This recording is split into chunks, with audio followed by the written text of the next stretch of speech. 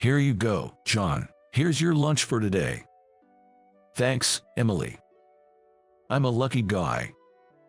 I'm married to a beautiful woman who's perfect at housework. My name is John. I work as an office clerk at the city hall. I've just recently married Emily, and we're still newlyweds. Emily is known as a beauty even within the city hall. Older men come by just to see her, even when they have no business there. Honestly, it must be a hassle to deal with them, but Emily never shows any sign of it to others. Maybe it's her kind nature that attracted me to her. At our wedding, my colleagues were envious of me for marrying Emily. Even after marriage, Emily's cooking is excellent, and her homemade lunches are perfect. They are both visually appealing and nutritious. Hey, John, did you know? Our neighbors call us the ideal couple. Seeing Emily smile like that makes my smile even wider. I'm truly happy. I get to savor this happiness until the day I die. Marriage is wonderful. I always feel like shouting that out. It's almost a year since we got married. Emily and I have a great relationship, but we don't have any children yet. I'm not brave enough to have children yet. I wanted them, but Emily said that and seemed hesitant. That's right. Pregnancy and childbirth are tough on a woman. I shouldn't force it on her. There's no need to rush anything. I told Emily that. I was busy with work and wanted more time with Emily. Since we hadn't been able to travel much since our marriage, I was trying hard to make time for a trip. You don't have to overdo it for me. Let's go when we have the time. Besides, I'm happy just living with you, John. Emily said that with a smile. She's such a kind wife. Even though she's a full-time homemaker, she always wears makeup, smells of nice perfume, and is as beautiful as when we were dating. So, to make her a bit happier, I was preparing a surprise overseas trip for our first anniversary. Imagining a delighted Emily, I was excited. Then, one day, I had to work late. Exhausted, I returned home. But when I got home, Emily wasn't there. Where's Emily? Something felt off in the house. It seemed unusually spacious. On closer inspection, some furniture and belongings were missing. After a while, I realized they were all Emily's things. A bad feeling crept over me, and I saw 2 pieces of paper on the table. It was a letter for me. My hands trembling, I read the letter. It was simply written like this. I've fallen in love with someone else, so I want a divorce. I couldn't understand what was happening. We hadn't fought recently, so I was confused. In a panic, I tried to contact Emily, but as expected, no response. She wouldn't even answer the phone. I was at a loss about what to do. The day after my wife left, I somehow mustered the energy to go to work. At the office for morning, my face must have looked deathly, because Tom, who's my age, expressed concern and spoke to me. During the break, I told Tom about Emily. Emily, that's unbelievable. Tom had transferred almost at the same time Emily quit for our marriage, so they only knew each other for about 2 weeks, but he was familiar with Emily and her personality. So, he looked incredulous. Could it be an affair or something? When Tom suggested that, I felt a chill run through me. Seeing me more depressed, Tom advised that if it was an affair, it's better to get alimony and divorce. But I didn't want to believe Emily had an affair. It's impossible. Emily, who always talked to me with a smile, just couldn't. I couldn't accept that our happy marriage was over. I don't want to divorce Emily. Ashamed, I started to sob. After thinking, Tom said to me, "Let's go for a drink today, at least. I'll listen to your complaints." He invited me to a bar. At an all-you-can-drink place near our workplace's station, I drank like I was drowning. Tom and I get along well. We visit each other's houses, and I've had some interaction with Tom's family. Especially with Tom's sister, Lisa. We often go out for drinks, the three of us. I always admired how close they are as siblings.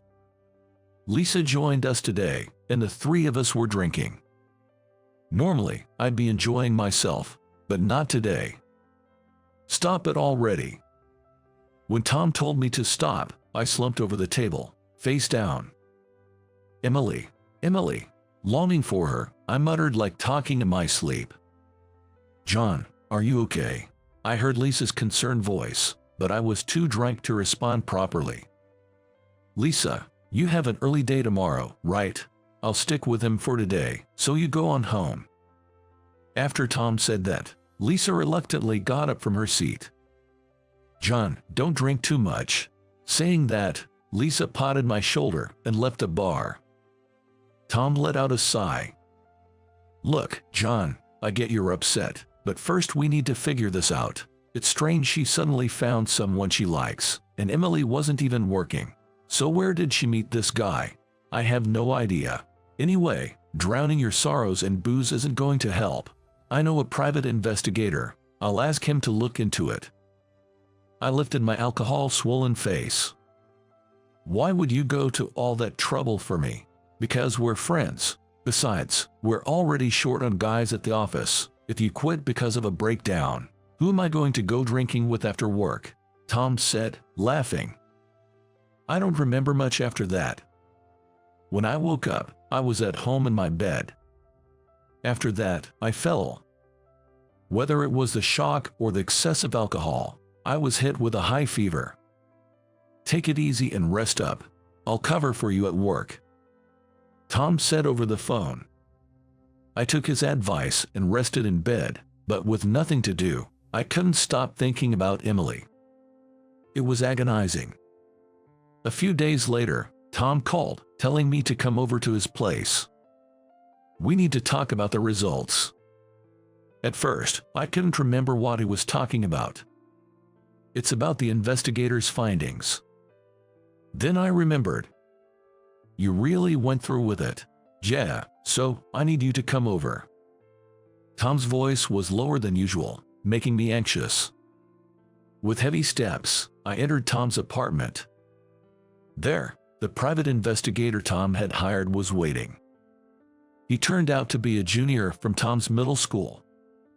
As for the investigation results, the investigator slowly took out some photos. To get straight to the point, your wife had been seeing another man even before you got married. I was shocked. Before our marriage, you mean Emily was two-timing me? The revelation shook me to my core, sending me into a mild panic. But in the photos the investigator handed me, there was Emily, happily arm in arm with a tall, unfamiliar man. I was staggered by the hopeless situation. Calm down, John, Tom said, supporting my wobbly body, but I was beyond calming. Could you explain, please? Tom asked, and the investigator nodded slowly. According to him, Emily and this man had been dating since their student days. Moreover, the guy was an aspiring actor, recently gaining some fame on YouTube. Perhaps due to his rising fame, he landed a significant role as the boss of the protagonist in a minor action movie. In other words, Emily was having an affair with an aspiring actor who was gradually making his way to stardom. So, Emily was cheating on me, or rather, she had been two-timing me all along. The investigator's astonishing revelations continued. Emily was supposed to be a full-time homemaker, but it turned out she was engaging in sugar baby activities during the day. So what about the housework? I wondered, but it seems she couldn't do any housework herself and had hired a maid service. Are you okay? Tom asked me that. I'm okay. Private investigators are amazing. They uncover everything in just a few days. I tried to laugh it off, but all I felt was emptiness. Mr. Investigator. Yes, what is it? Why did Emily marry someone like me? If she liked that actor so much, why did she marry me? That was my only question. I can only speculate about her motives, but would you like me to share my thoughts? The investigator pressed for my confirmation. I nodded, asking him to tell me. Then I came to know another side of Emily. She was involved in sugar baby activities, and it turned out she was quite the playgirl, having several men besides that actor. The investigator speculated that Emily wanted a convenient husband who would ensure her food, clothing, and shelter, so she could continue her playful lifestyle. And now, with the actor on the brink of breaking into stardom, she quickly switched from me to him. She was like a parasite. I felt the image of Emily crumbling inside me. I also felt angry at myself for not realizing it, despite being together for so long. Looking back, Emily had gently refused to have children, and she didn't seem eager to travel with me. Her always being made up makes sense now, if she was meeting other men or doing sugar baby activities. How could this be? I loved Emily so much. Tom suddenly stood up. What a wicked woman. She must not be forgiven. Hey, let's sue her, Tom proposed angrily. The investigator mentioned that it's common to follow up an infidelity investigation with legal action and offered to connect me with a lawyer. Let's get alimony from her and bring her to ruins, right, John? Tom patted my shoulder. But Sorry, let me think about it. The meeting ended, and I went home. After that, I kept recalling memories of Emily and cried alone in bed. The next day was Sunday, so I could rest at home, but I dreaded going to work the next day. I even started hating the idea of living. Looking at the overseas trip tickets I was supposed to surprise her with made me even sadder. Emily, as I muttered her name with lingering attachment, the phone rang. It was Tom. Hey, you alive? Tom laughed cheerfully when I answered. I wish I were dead. I laughed through my nose and said it jokingly. Don't die over a woman like that. I know, but I could only respond weakly. Despite everything you've done for her, Emily choosing that actor over you shows she's a fool, Tom said with a helpless chuckle. His words released something inside me. I vented all my feelings about Emily to Tom. I was furious to know she had cheated on me. My blood was boiling. But I was happy to be married to Emily. It was because of Emily that I could work so hard. Emily's cooking was delicious. I wanted children with Emily. I wanted her to be with me forever. Tom silently listened as I cried and shouted out my feelings. After I had poured out my heart, Tom said to me, "You are truly kind." Kind, I'm just a fool. That's not true. I self-deprecated, but Tom reassured me. Do you remember when I first got assigned to our current workplace, you stayed up late helping me, a newbie who didn't know anything, with training? I remember, but that was a huge help for me. Do you know why I transferred from my previous department?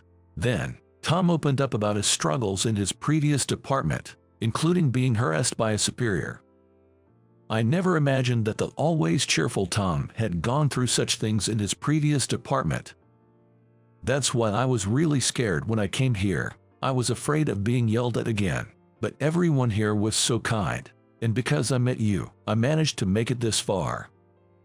Tom said this with a shy smile. So, when I heard you were getting married, I was happy for you. I wanted to support you. That's why I can forgive Emily for hurting you, a kind person. So, Tom continued. If it means you'll get crushed by her worries, let's make Emily face the consequences. You have the right to do that. I'll help you. Hearing all this, I finally found the courage to let go of my lingering feelings for Emily. Thank you, Tom.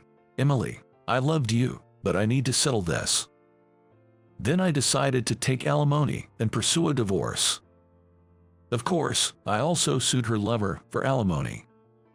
Once I made that decision, my feelings for Emily completely vanished, and I even started to feel angry, wanting to thoroughly go through with a lawsuit. So, I even contacted the talent agency. The agency, concerned about their image, suspended the lover and put his activities on indefinite hold. Naturally, he lost his big role. On YouTube, his account disappeared one day without an apology video. As I was thinking serves him right, I got a call from a certain person. Yes, it was Emily. Hearing her voice after such a long time was shocking. The calm demeanor she showed me was gone, replaced by a torrent of slander and insults. However, I stood firm. If she had more complaints, I told her we could settle it in court, and Emily hung up the phone bitterly. This was truly the end. I felt completely resolved and grateful to my supportive friend. Months passed since that day. I was drinking with Tom and his sister, Lisa, at the same bar. Somehow, I felt happiest when I was with these two. Suddenly, I took out the overseas trip tickets from my bag. These were originally for my ex-wife, but I want you two to have them. I handed a pair of tickets to Tom as a gesture of gratitude. Hey, isn't this a place you'd go with a lover? Tom said, looking troubled. Can I really take this? Lisa asked, surprised and repeatedly questioning. Yeah, take it. Go and enjoy yourselves, you two. That's a no from me, Tom said, handing one ticket back to me. And he placed the other one in Lisa's palm. You guys should go, he said with a grin. What? Both Lisa and I said in unison, standing up. No, but, I mean, Lisa would be bothered. Me and her, I stammered, glancing towards Lisa. Lisa, flustered, looked down. Well, if John doesn't mind, I'd like to go, maybe, she said, her face turning bright red. I felt my body heat up too. Oh no, my heart is pounding. At this moment, I was unaware that a new love was beginning to blossom within me.